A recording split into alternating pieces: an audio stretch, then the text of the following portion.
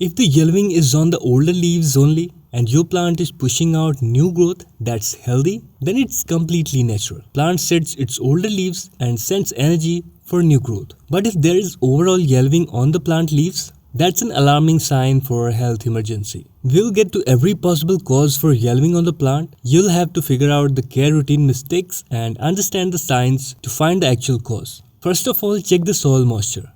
If the soil is wet, you may be watering too much. The most common cause of yellowing leaves in houseplants is improper soil moisture, especially overwatering. In the active growing season, spring and summer, water only when top 30% of the soil feels dry from the top. In winter, let about 50% of the soil to dry out.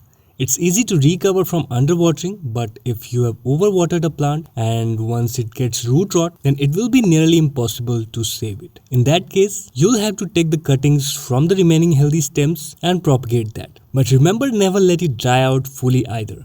If a Monstera plant lacks sufficient water, its leaves will become light green. As the plant continues to dry out, the leaves will first turn yellow and eventually brown. If you find the soil is dry to depth, or if you haven't watered your Monstera in more than a month, it's likely too dry. If your plant is underwatered, try bottom watering or water thoroughly until it drains out from the bottom drainage holes. Fully saturate the soil. Next time before watering, use a chopstick to check the soil moisture and let about 25 to 30% of the topsoil dry out. And Monstera Adansonii leaves change color if there isn't enough nitrogen in the soil. Nitrogen helps Monstera plants make green chlorophyll for their leaves. Without enough nitrogen, the leaves become lighter green, the plant grows slower, and there are fewer leaves.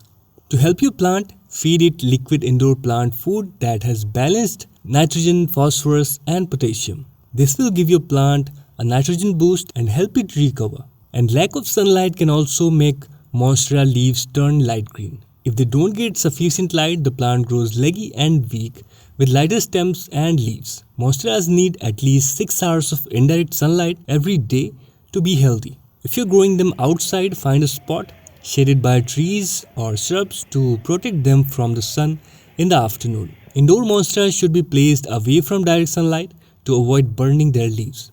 They should still get morning light and filtered light throughout the day. After 3 to 4 weeks in a brighter spot, Monstera leaves will grow more chlorophyll and turn darker green. As they mature, they will change from light green to dark green. If everything looks fine, you must inspect for pests. If you notice signs of pests, take immediate action. Begin by isolating your plant from other houseplants to prevent infestation from spreading and to ensure your treatment is effective. Remove any severely damaged foliage, then start applying an insecticide to combat the pests. Consistent treatment is necessary until the pests are completely eliminated, which may take a few weeks. And what if there is curling?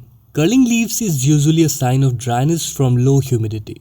Monstera Adansonii is a tropical plant, so it appreciates a fair amount of humidity. If you see black or brown spots on your Monstera Adansonii leaves, check for root rot. If your Monstera Adansonii leaves are turning black, especially on one side of the plant, check for drafts. Now I'm pretty sure you'll find the cause of yellowing on your plant. Hope you find this video useful, give it a thumbs up and subscribe for more houseplants care videos.